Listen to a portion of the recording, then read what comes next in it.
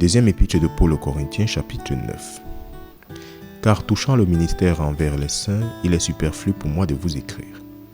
Car je connais l'empressement de votre intelligence, pour lequel je me vante de vous auprès de ceux de Macédoine, en ce que l'Achaïe était prête l'année dernière, et votre zèle en a provoqué un grand nombre.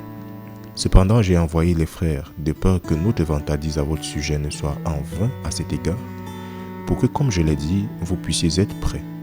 De peur que peut-être, si ceux de Macédoine venaient avec moi et ne vous trouvaient pas préparés, nous, pour ne pas dire vous, devrions être honteux de cette certaine vantardise. Par conséquent, j'ai pensé nécessaire d'exhorter les frères pour qu'ils aillent d'avance vers vous et de compléter au préalable votre générosité dont vous nous avez avertis d'avance, afin que celle-ci puisse être prête comme un sujet de générosité et non comme de la convoitise. Mais je dis ceci, celui qui sème parcimonieusement moissonnera aussi parcimonieusement, et celui qui sème abondamment moissonnera aussi abondamment. Chaque homme selon qu'il se l'est proposé dans son cœur, qu'ainsi il donne, non à contre-cœur ou par nécessité, car Dieu aime celui qui donne jovialement.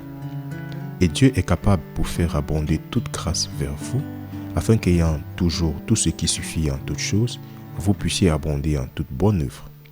Comme il est écrit, il a répandu de tous côtés, il a donné aux pauvres, sa droiture demeure à toujours.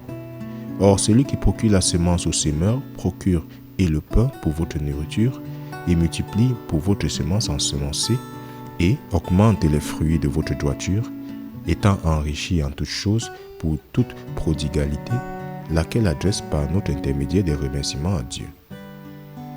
Car l'administration de ce service non seulement supplie aux besoins des saints, mais est abondante par beaucoup de remerciements envers Dieu. Tandis que par l'expérience de cette fonction, il glorifie Dieu pour la soumission dont vous faites profession à l'évangile de Christ et pour votre généreuse distribution envers eux et envers tous les autres.